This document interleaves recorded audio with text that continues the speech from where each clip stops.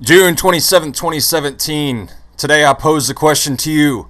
What is the Internet of Things? We see this on different news articles, tech websites, finance websites. You hear trendies talking about it in downtown Austin while they adjust their pink pop collar. What is the Internet of Things? What is the Internet? We haven't even addressed that question yet. We seem to know what it is, but Sweden's got drones flying over its nation with private servers on it that house its own Internet, sovereign to the Google Internet that seems to take over Earth right now. So what's happening? What is the Internet of Things? Why do we need to use it? What is it? Let's do some Googling. Thank you for tuning in. I might settle down, I might not, I might speed up, but we're about to really chop suey this topic. This is how I understand it. I'm going to go back. I'm going to be all over the place, but I'm going to paint a picture for you.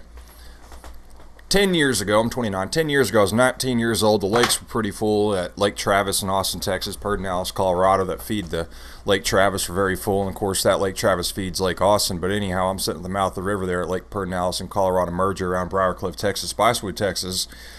And I'm in the water, floating on a tube with some friends in a cove. There are many, many coves everywhere you can just hang out at all afternoon, drink beer, and have a good time, barbecue or whatever. And one of my friends was a high executive at, I'm going to name it because it was such a long time ago, Samsung. Samsung has clean factories here in Austin, Texas, surrounding area. And I was told then that Samsung was working on remote wireless charging technology. Oh, no, I know. Nikola Tesla figured this all out 100 years ago. But let's get back to the point and see where industry actually picked it up and started doing something with it, or at least publicly, industry was doing something with it. Because Lord knows, the CIA's had many tools for many years before we have. Let's not all rabbit trail off there. I was told then that Samsung was working on products that allowed for wireless charging. You would take your cell phone, set it next to an outlet, next to a light bulb, next to a light switch, next to anything particularly that may emit excess electricity through radiation, and not the radioactive radiation, but through a type of radiation. Heat is even a form of radiation. Thermal radiation. Why couldn't we just have the sun heat it? Oh wait, solar. Yes, these things are also figured out to hydropower and that sort of thing. However, not discussing all that in Internet things, how these little electrical waves, clouds, are interpreted by different devices. I'm also going to discuss the Iranian nuclear enrichment program because this all ties into the Internet of Things in such a profound manner. This is going to tie into different pieces of literature that have either been altered, erased, or are kept in such small number I would like to find where they currently exist right now. See, approximately 16 to 17 years ago, I was 13 years old. Around 13 years old, I recall reading a popular science magazine. And it went into great detail about how all of this worked, and at that time I was already coding websites, so my mind was already particular on the different types of objects that comprise the viewport of your screen contained within your web page, your browser. Google is a browser. Firefox is a browser. Some people don't even know what browsers is. A majority of the nation do not even understand how to properly use email. Some don't even know what it is. Many don't know what it is. If people knew what email was and how to use it, how would they get scammed by Prince of Boo Boo? Telling them just send me $5,000, I'll send you 500 million. These emails, we've all seen them, they come out of Nigeria. There's cafes full of Nigerians in Nigeria scamming people. Nigeria is one of the main central black markets. Not black in race, but black in terms of secretive. It's not free, open, done in sunlight. This is secretive. They accumulate wealth, trade goods en masse. Call it a cartel, call it whatever you want to call it.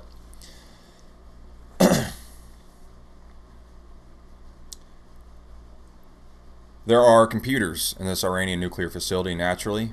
There are also centrifuges, naturally, to separate the uranium from the other constituents contained within the compound solution.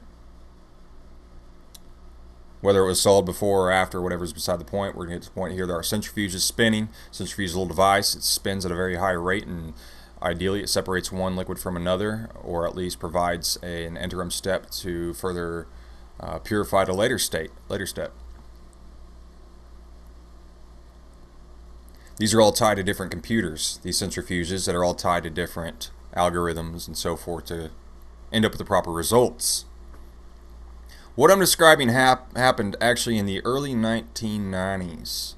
Just for context, haven't even got back to modern times yet or what the technology is today that they currently have. So we're going to discuss purely what I know about then as it relates to now, and we're going to look into projection of where these folks ought to take it, or at least where they think they ought to take it, not where I wish it to go, because Lord knows the Matrix was a blueprint, not a fantasy.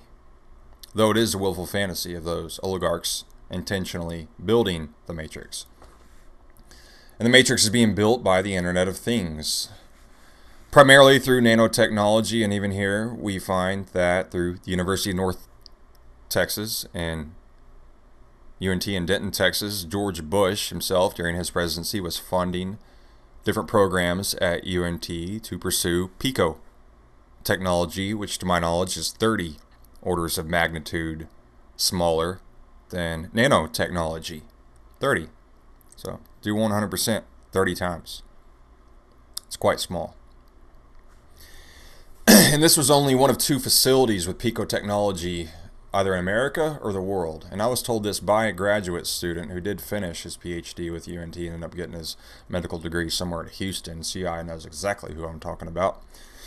And this is pretty eye-opening. What is picotech? We haven't even got there yet. Like, me mentioning pico technology on the internet has got to be something, right? Like, let's go to YouTube really quick. I'm on a rabbit trail, and we'll see if anything shows up for pico technology. Hopefully there's a lot of results, and this is something people are aware of and warning others about, because it's not exactly a good thing.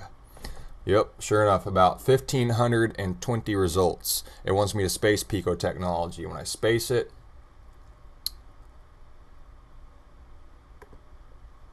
it produces 196,000 results. Let's go ahead and compress it, because this seems to pull up more targeted information. What we see at the top about pico technology from Picoscope Automotive. We see pico technology at the 2016 IEEE International Microwave Symposium. Sonic View Pico Technology 2015, reviewing pico technology, NVH kit for automotive. So again, I'm being told about these things in 2007 and 2008, and all of a sudden, oh look, it's at the international blah blah blah in 2015. So neat, isn't it?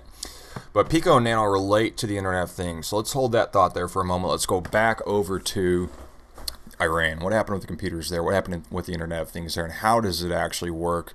And what is its capability? Some of the things I was also told about the UNT program were that there were actual global bodies who, on a regular weekly basis even, discuss the potential repercussions of pico technology compared to even nanotechnology. Nanotechnology is great enough here as it is.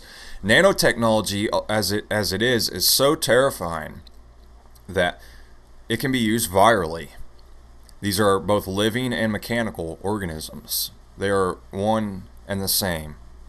They are one and not the other, but they are the other.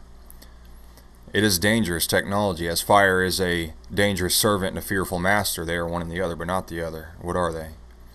Fire is fire. Fire does not care who you are. Fire will not wait to discern or interpret who you are. Fire will do what fire does.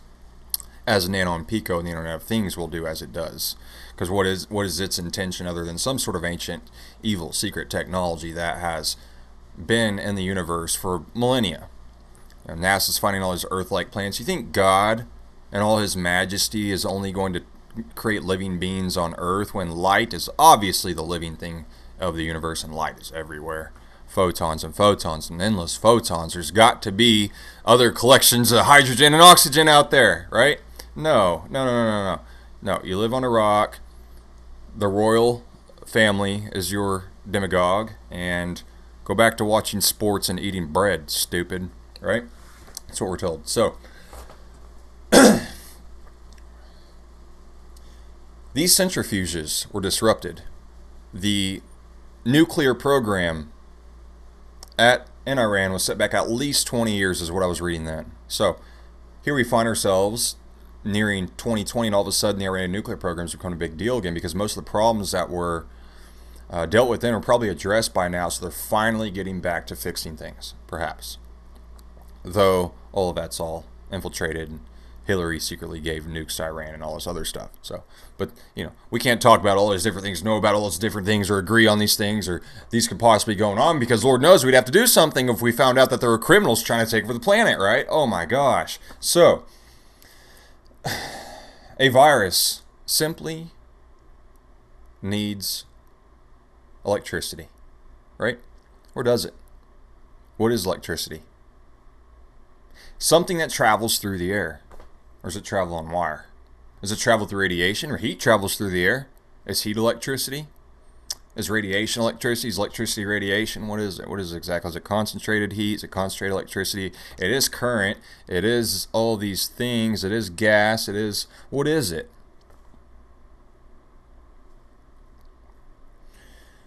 To my best knowledge, this virus jumped wirelessly from computer to computer.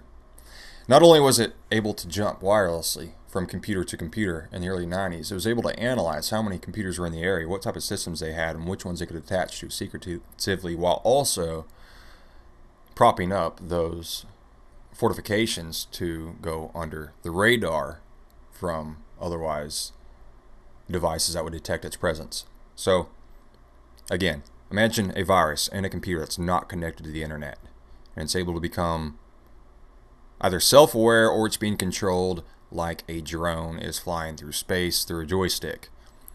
It's scanning for electrical current. It's going, wow, there's 26.9 amps coming from 14 feet away. I can jump to that. How does it jump to that?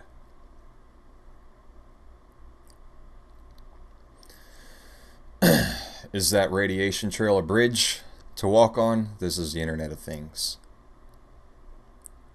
How else have we seen, or where else have we seen this? We've seen folks saying that human bodies are going to be the new cell phone towers. You just call somebody, and the thermal output of the humans just going to be like a new radio tower, and everybody's going to be a radio tower, and radiation's passing through us all. No big deal. None of those messages are going to do anything to our cells. It's not going to go in there and jam our body up in our cellular processes and throw our DNA out of whack and break up our telomeres and stuff. No, you don't even have telomeres. Don't even research how DHA, that one form of omega-3, actually rebuilds the telomere end caps. Don't even research the end caps on the telomeres. Just be stupid, dumb.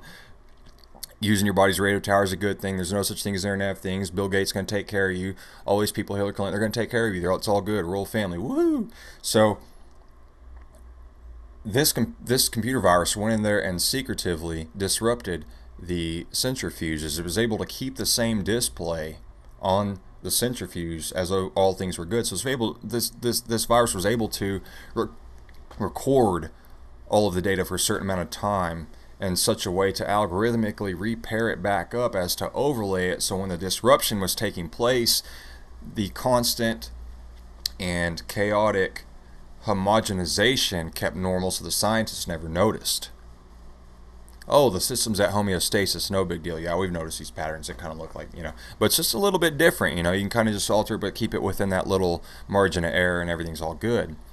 But what was really going on, it was spinning a little bit faster, spinning a little bit slower, blew all the bearings out in the centrifuges.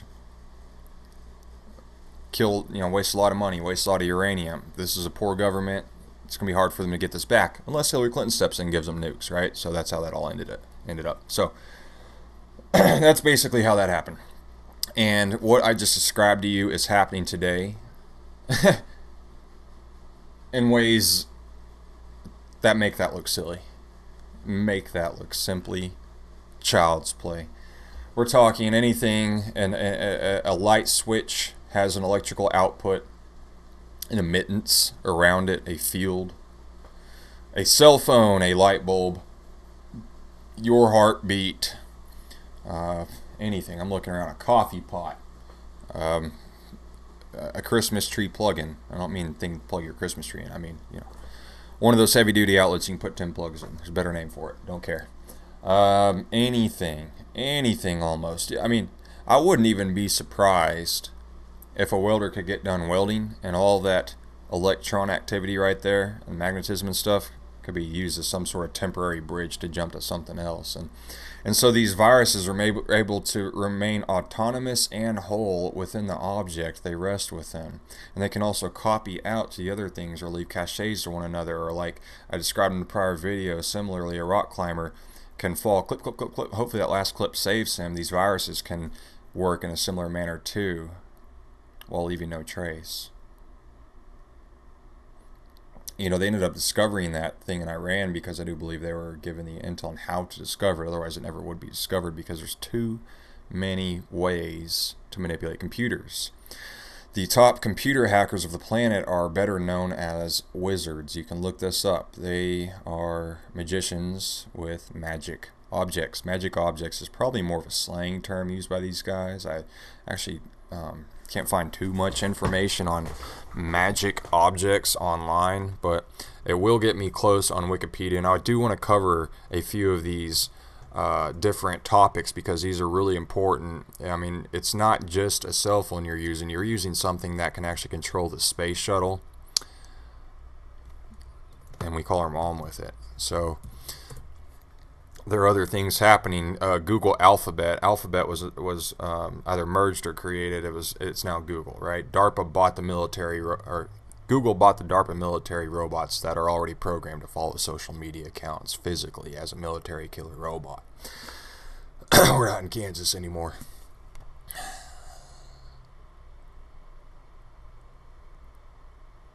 All right, we're gonna type magic objects wizard code. Because this, I don't know how else to get closer on Google yet.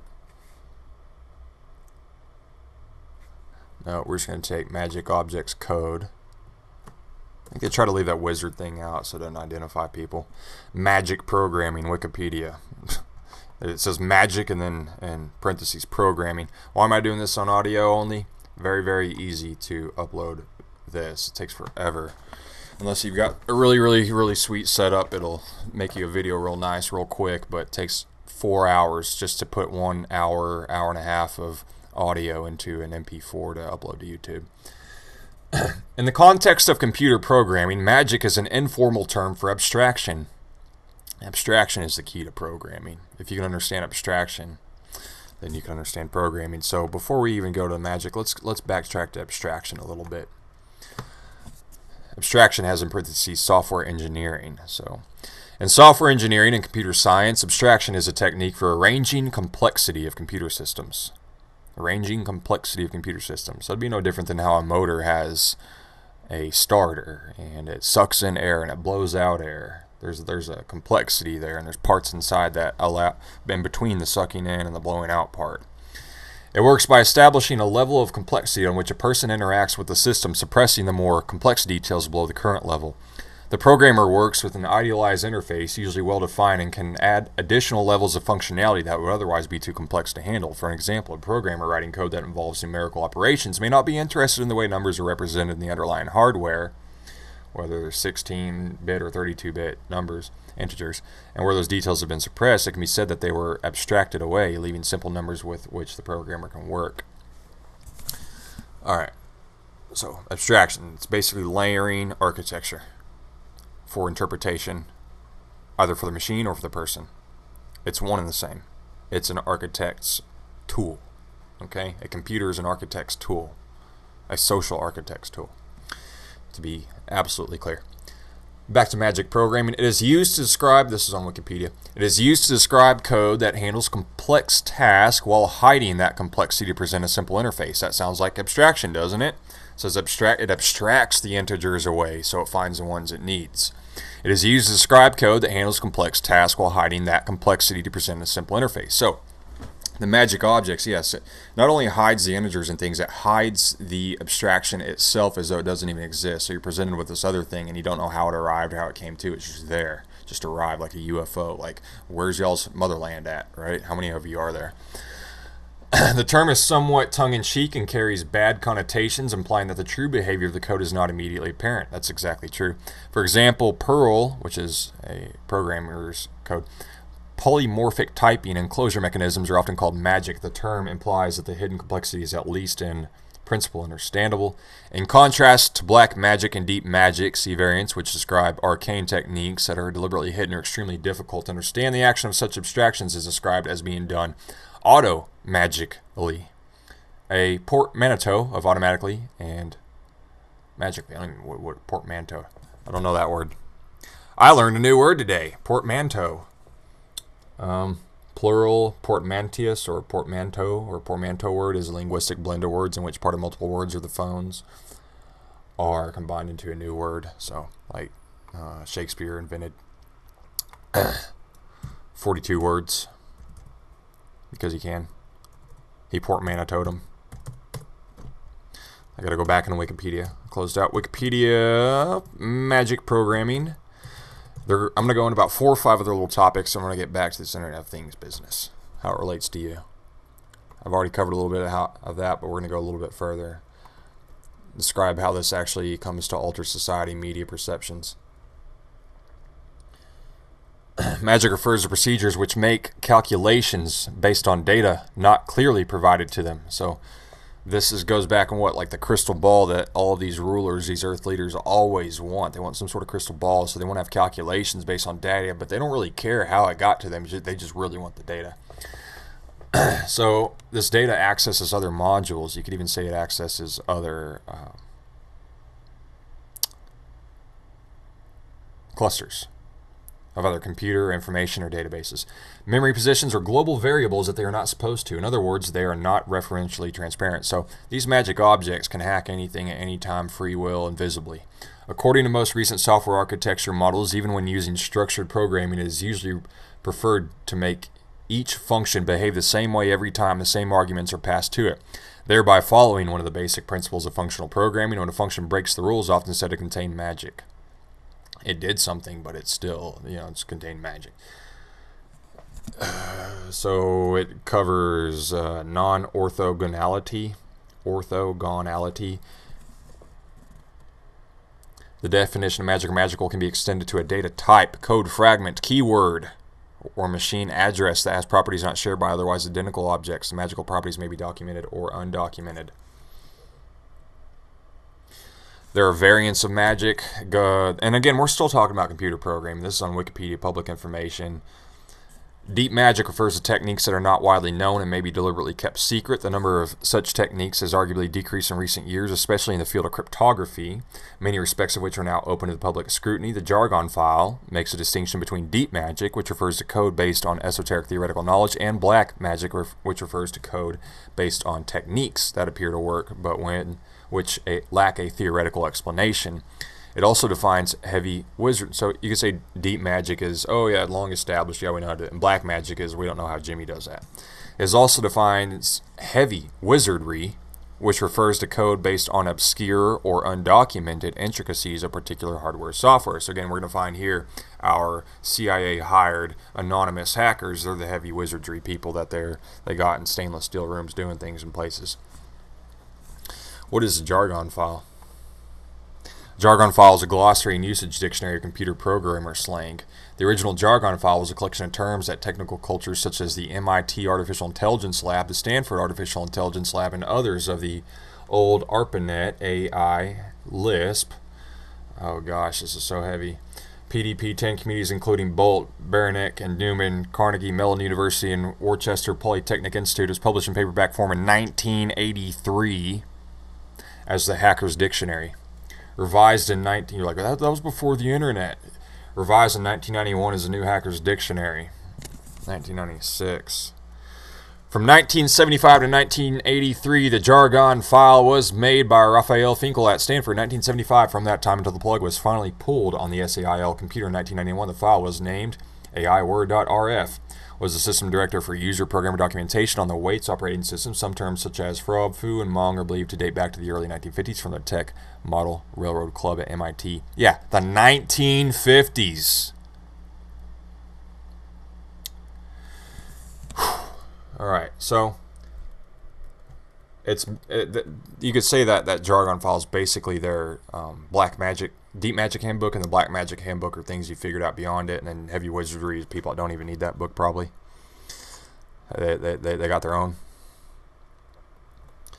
And what I really want to discuss, I think more than magic programming as a whole, is magic number programming, and this goes back to Google's alphabet. This is what this is. We're opening up Pandora's box to Google's alphabet right here. In computer programming, the term magic number has multiple meanings. This is also a separate topic on Wikipedia you can research. It could refer to one or more of the following: a constant numerical or text value used to identify a file format or protocol. For files, see list of file signatures. Distinctive, unique values that are unlikely to be mistaken for other meanings. Globally unique identifiers. Unique values with unexplained meaning or multiple occurrences, which could preferably be replaced with named constants. The origin of magic numbers. The formal indicator type of magic number was first found in early 7th edition source code of the Unix operating system, AND. Although it has lost its original meaning, the term magic numbers become part of computer industry lexicon, which is language, dictionary, verbiage. There's 750,000 English words, for example, 750,000 words in the English lexicon, you could say.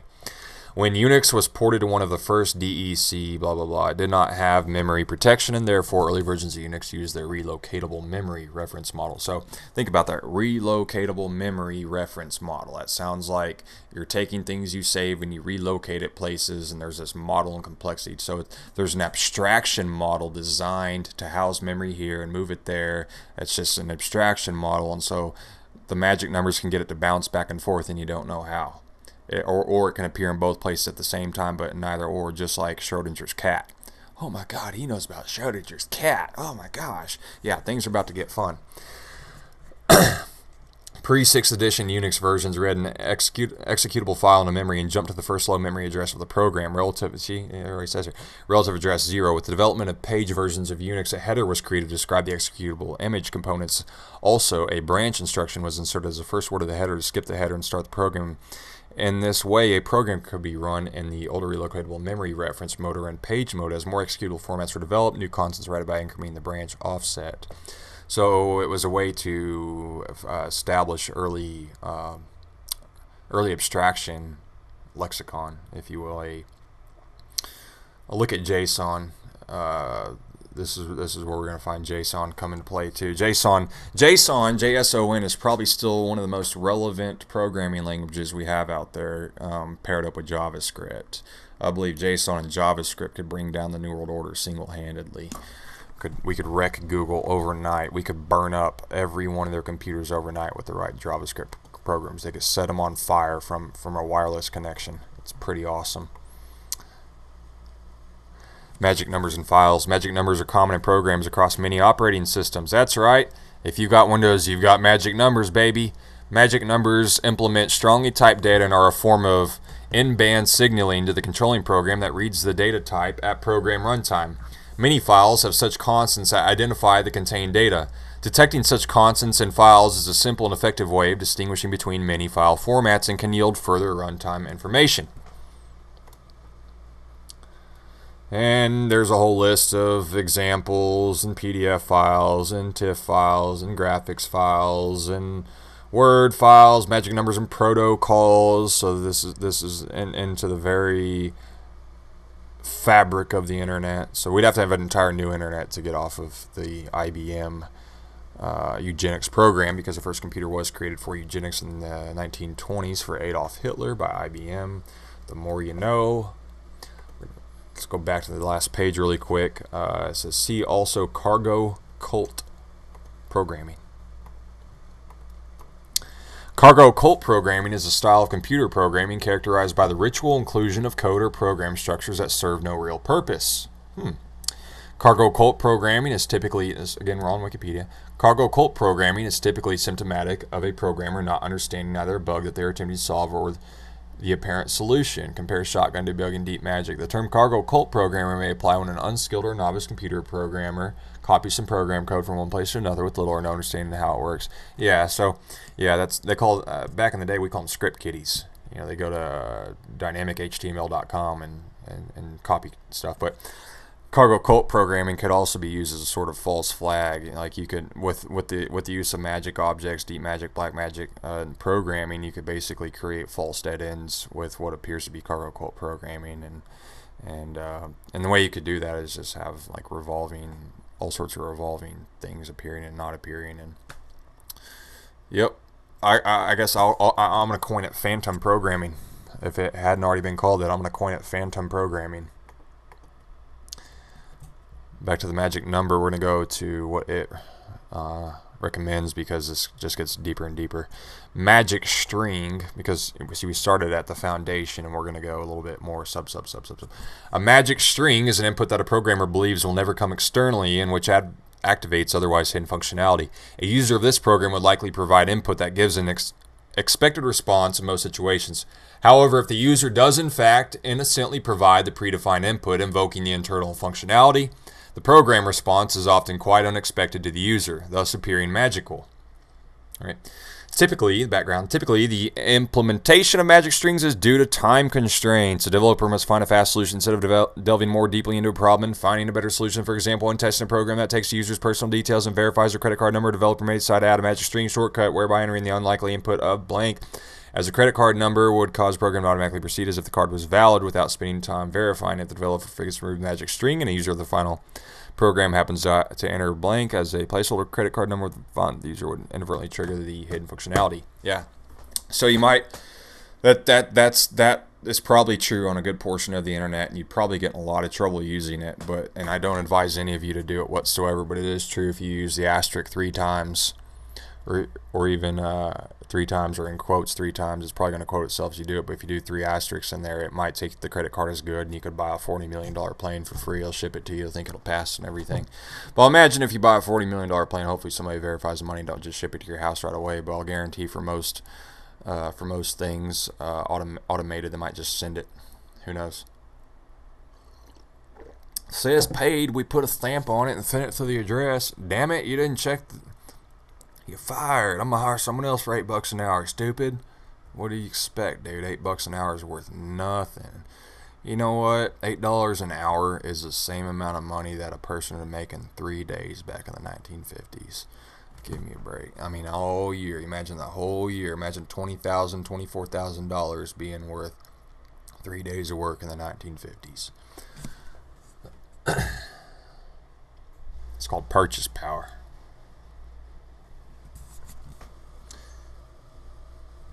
So then there's time formatting and storage bugs. There's sentinel value, aka flag value, trip value, rogue value, signal value, dummy data. And this is really what Infowars is getting hacked with, is just this giant sentinel phantom attack. In computer programming, a sentinel value, also referred to as a flag value, trip value, rogue value, signal value, dummy data, is a special value in the context of an algorithm which uses its presence as a condition of termination, typically in a loop or recursive algorithm. Recursion is the best thing computer programmers have. If you can't use recursion, it's not programming. The sentinel value is a form of in-band data that makes it possible to detect the end of the data when no out-of-band data, such as an explicit size indication, is provided. The value should be selected in such a way that it is guaranteed to be distinct from all legal data values, since otherwise the presence of such values would prematurely signal the end of the data. A sentinel value is sometimes known as an elephant in Cairo due to a joke where there's used as a physical sentinel. In safe languages, most use of sentinel values can be replaced with option types, which enforce explicit handling of the exceptional case. So yeah, there's a lot of dummy data getting shot at a server during a false DDoS attack. There's a lot of dummy data coming in, and with magic numbers and magic strings and all these things, it can appear very real, especially when algorithms are feeding fake numbers to it. And it's not that hard to build. It's like these geeks that just build an erector set, and they're like, look, it knocks over the 10 dominoes and picks them back up and knocks them over and picks them back up. That's all this is, but on a more sophisticated level, because people still have to build the power lines and orchestrate the lobbyists and the politicians and get the people to vote. It's a very sophisticated ordeal, but it all presses upon people's decision stuff. Certainly whenever the ballot boxes are all based off of private proprietary code that's not open source, can't be viewed publicly, can't be verified, and has been proven to be misleading, false, and hackable by teams that built the code. So Google Laura Presley, Dr. Laura Presley, Texas Supreme Court. There you go. XYZZY magic word XYZZY in computing. Modern usage primarily from one of the earliest computer games, Colossal Cave Adventure, in which the idea is to explore an underground cave with many rooms, collecting the treasures found there by typing XYZZY at the appropriate time. The player could move instantly between two otherwise distant points. As Colossal Cave Adventure was both the first adventure game and the first interactive fiction, hundreds of later interactive fiction games include response to the command XYZZY and tribute. The origin of the word XYZZY has been the subject of debate. According to Rick Adams, a sequence of letters has been used as a mnemonic to remember the process for computing cross products. States that he was unaware of the mnemonic and that he made it up from whole cloth when writing the game. So the original guy made it up, but it turned out to have this other whole spiritual reality to it.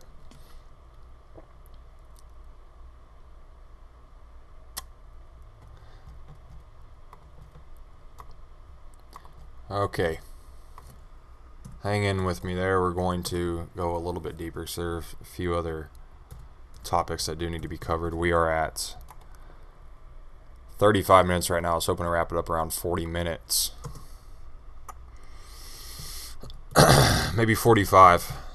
Maybe 45. Maybe it doesn't matter. Maybe it's just whoever's listening, it's all good. We having a good time. My God, that's a lot of information. Oh, my brain. Oh, there's so much to learn, right? This is all easy information. Anybody can go look it up. They're just it's hidden because they don't know to look it up. So this is what makes it occultic by nature.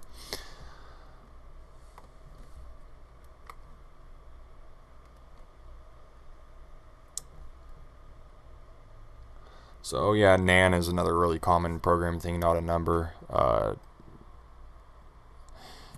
It's roadblocks and snares. Roadblocks and snares. Computer hacking. Hex speak says for another set of magic values. Nothing up my sleeve number is another topic on Wikipedia about magic constants and cryptographic algorithms. Let's go see what it recommends. Well, let's get a little idea of what this is first. In cryptography, nothing up my sleeve numbers or any numbers which by their construction are above suspicion of hidden properties. They are used in creating cryptographic functions such as hashes and ciphers. These algorithms often need randomized constants for mixing or initializing purposes. A cryptographer may wish to pick these values in a way that demonstrates the constants were not selected for a nefarious purpose, for example, to create a backdoor to the algorithm. These spheres can be allayed by using numbers created in a way that leave little room for adjustment. An example would be the use of initial digits from the number as a constant. Using digits of pi millions of places after the decimal point would not be condemned trustworthy because the algorithm designer might have selected the starting point because it created a secret weakness the designer could later exploit. So what I literally just read to you, if you want to replay it again because I'm not going to repeat it, is how Windows creates these backdoors and everybody else creates these backdoors, Android, iPhone, all of them. Internet of Things, your fridge, your washer, your smart meter on your house, all of it. Digits in the position representation of real numbers such as pi and e and irrational roots are believed to appear with equal frequency. Such numbers can be viewed as the opposite extreme of Kite and Kolmogorov random numbers in that they appear random but have very low information entropy. And that's a topic right there. We're going to look up information entropy. We need to understand these things. We're not going to understand how the Internet of Things actually work and how it's all revolving with itself. And you know, if you're never going to program in it, fine. But if we could at least teach others about how this stuff is working, we'll be less likely to include our life with it, for example, and use it more as a function and not as some sort of like, this is what I'm doing with my life now, I'm at McDonald's or whatever. In information theory, systems are modeled by a transmitter channel and receiver. The transmitter produces messages that are sent through the channel. The channel modifies a message in some way. The receiver attempts to infer which message was sent. In this context, entropy is the expected value of the information contained in each message. Messages can be modeled by any flow of information. And see, they can't measure entropy. It's very, very, very difficult to measure entropy. Like it, what is entropy? Let's say, you know, they say a teaspoon of the sun weighs some sort of megaton amount, just an incredible amount of mass to it. Here's entropy, right? So similarly, truth and messages of truth, they have their own entropy, and honestly, they can't really know what the entropy output is until it happens, and because it's happened spontaneously. In a more technical sense, there are reasons explained below to define information as a negative logarithm of the probability distribution of possible events or messages. The amount of information of every event forms a random variable whose expected value or mean is the Shannon entropy. Units of entropy are the Shannon, Nat, or Hartley, depending on the base of the logarithm used to define it, though the Shannon is commonly referred to as a bit. The logarithm of the probability distribution is useful as a measure of entropy because it is additive for independent sources. For instance, the entropy of a coin loss is 1 Shannon, whereas of m tosses it is m Shannons. Generally, you need log 2 and bits to represent a variable that can take one of n values if n is a power of 2. If these values are equally probable, the entropy in Shannons is equal to the number of bits. Equality between number of bits and Shannons holds only while all outcomes are equally probable. If one of the events is more probable than others, observation of that event is less informative. Conversely, rare events provide more information when observed. Since observation of less probable events occurs more rarely, the net effect is that the entropy, thought of as the average information received from non-uniformly distributed data, is less than log 2n. Entropy is 0 when one outcome is certain. Shannon entropy quantifies all these considerations exactly when a probability distribution of the source is known. The meaning of the... only when they have a reference point do they actually know what's going on. The meaning, this is so what the New World Order is. Like Hillary Clinton thinks she can relate to people. I ain't so tired when she's in Arkansas. The meaning of the events observed. The meaning of messages does not matter in the definition of entropy. Entropy only takes into account the probability of observing a specific event. So the information it encapsulates is information about the underlying probability distribution, not the meaning of the events themselves. Ta-da! That's right. Generally, entropy refers to disorder or uncertainty. Yeah, exactly. Spontaneity. Shannon entropy, so I call it spontaneity. They call it disorder and uncertainty. Shannon entropy was introduced by Claude Shannon in the 1948 paper, A Mathematical Theory of Communication. Shannon, yeah, this all goes back, mathematical theory of communication. Sure, Hebrew and Aramaic particularly, are a language of numerical phonetics. How else do you say it? Shannon entropy provides an absolute limit on the best possible average length of lossless encoding or compression of an information source. Renal entropy generalizes Shannon entropy. So there's that, right? That was pretty heavy. But now you kind of understand how this all plays in, because what they want to do is interpret different social movements, and they do this through their idea of entropy. Oh my gosh, Donald Trump is rising up. The entropy looks outrageous right now. It's so disordered and uncertain. What's going to happen? Well, my gosh, look at they're bringing that topic up, Russia, and Hillary's selling things to Russia and these other things. Well, let's put a topic over it. And they're constantly trying to put a card over the flea trying to jump out of the cup. You put a flea in a cup, put a card over it, it'll jump and hit the card. Jump and hit the card for about a week. Remove that card, it's going to jump. It's only going to jump as high as that card was.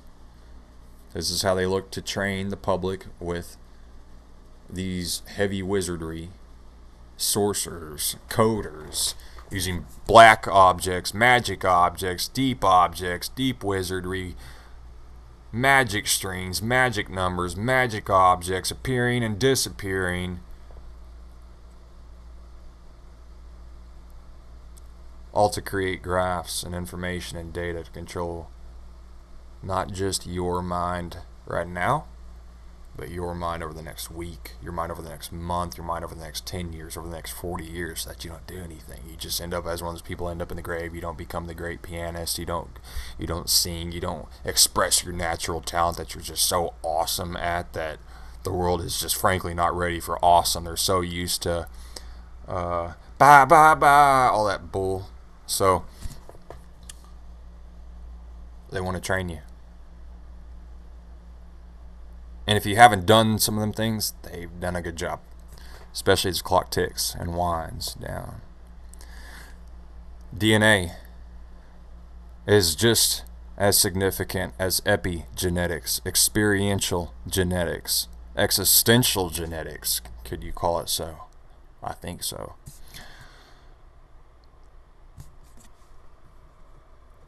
Of course, there are many different examples for this nothing up my sleeve number. Let's look at what it recommends to read based off of this. There's Bruce Schneier's Applied Cryptography, 2nd edition, John Wiley & Sons, written in 1996. There's L. Biom and Adi Shamir, 1990, Differential Cryptanalysis of DES-like crypto systems, Advanced Cryptology. Why do you think Bitcoin exists? Let's create a back door so we can rob this bee blind when we're ready. You dig? But there's so many people looking at it. Those people don't know about this stuff. Some of them do. But I'll tell you, CIA got to handle a lot of it because gold and silver is a lot better. A lot better. There are counter examples. Data encryption standard has contents that were given out by the NSA. Hello. They turned out to be far from random, but instead of being a hack door, they made the algorithm resilient against differential cryptanalysis, a method not publicly known at the time. That's called DES. Dual ECDRBG, a NIST recommended cryptographic random bit generator, came under criticism in 2007 because constants recommended for use in the algorithm could have been selected in a way that would permit their author to predict future outputs given a sample of past generated values. Again, this is all stuff Google's been engaged in. Right here, Curve25519. This is also on Wikipedia. Wikipedia.org/wiki/C lowercase URVE numbers 25519. In cryptography, Curve25519 is an elliptic curve offering 128 bits of security. We're about to really get to the high intelligence stuff. Like, you think we finished it? Or we haven't. Offering 128 bits of security and designed for use with the elliptic curve, Diffie-Hellman ECDH key agreement scheme. It is one of the fastest ECC curves. It is not covered by any known patents. Let me repeat that. Curve25519 is not covered by any known patents. It's public domain software. The original Curve25519 paper defined it as a Diffie-Hellman DH function. Daniel J. Bernstein has since proposed that the name be used for the underlying curve and the name X25519 for the DH function mathematical properties. It's a Montgomery curve over the quadratic extension of the prime field defined by the prime number, and uses the base point x equals 9. The protocol uses compressed elliptic point only x coordinates, so it allows efficient use of the Montgomery ladder for ECDH using only xc coordinates. The Montgomery curve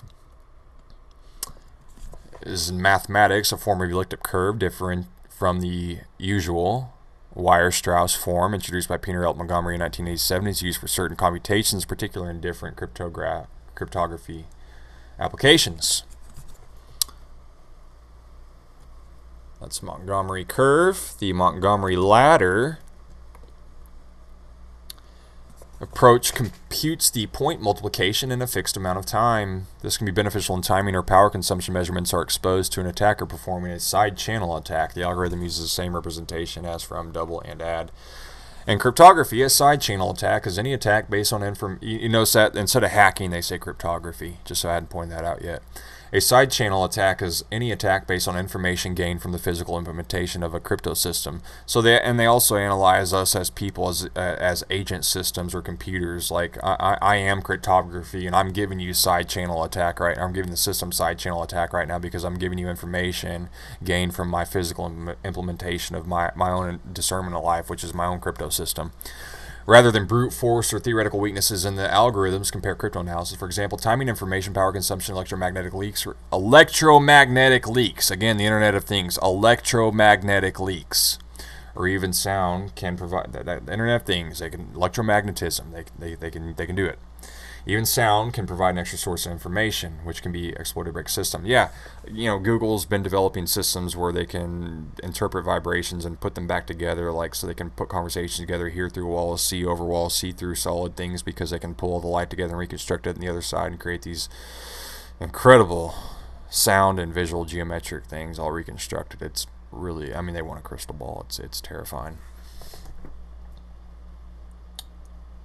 Some side channel attacks require technical knowledge of the internal operation of the system on which the cryptography is implemented, although others, such as differential power analysis, are effective as black box attacks. Many powerful side channel attacks are based on statistical methods pioneered by Paul Kosher. Attempts to break a crypto system by deceiving or coercing people with legitimate access are not typically called side channel attacks. See social engineering and rubber hose cryptanalysis for attacks on computer systems themselves, which are often used to perform cryptography and thus contain cryptographic keys or plain text. See computer security. The rise of Web 2.0 applications, software as a service, also called SaaS, has also significantly raised the possibility of side channel attacks on the web, even when transmissions between a web browser and server are encrypted. For example, through HTTPS or Wi-Fi encryption. Yeah, because they're base things, HTTP. According to researchers from Microsoft Research and Indiana University. All right, so a couple of those jumped out. We all should know what social engineering is. If you don't know what social engineering is, in the context of information security, refers to psychological manipulation. Boom, right there inside of all that code, we got to the very deepness of it and found out social engineering is at the very core of all of this hacking and cryptography. Wow, you mean the Central Intelligence Agency's been the Central Intelligence Agency for more than 1,000 years? Wow, social control. In cryptography, rubber hose cryptanalysis is a euphemism for the extraction of cryptographic secrets. For example, the password to an encrypted file from a person by coercion or torture, such as beating that person with a rubber hose, hence the name, in contrast to a mathematical or technical cryptanalytic attack. Yeah, a rubber hose cryptanalysis. So, our own CIA and NSA uses a term rubber hose cryptanalysis. It's, we need the cryptographer in here to do some hacking, some cryptographic work. We need a rubber hose cryptanalysis. Get John in here, and you just get beat with rubber hose till you spill the password or you die. And secret, because Obama said so with the secret executive orders, right? And those executive orders say they can secretly assassinate, torture, kill American citizens without due process, jury, trial, just all in secret. Show up in a van like they did at G8 down there on Liberty Avenue or whatever. Just started showing up, throwing people in vans and took off. Nobody did anything. Maybe it was all part of the little psyop and it was their buddies anyway, but nobody did anything and just thought, wow, I have information bias now. I have social bias. I'm okay with that. We are not in Kansas anymore. This is the Internet of Things. Thank you for tuning in. We could go all day on this Internet of Things. It is terrifying. I'll go on it more another time. Thank you for tuning in.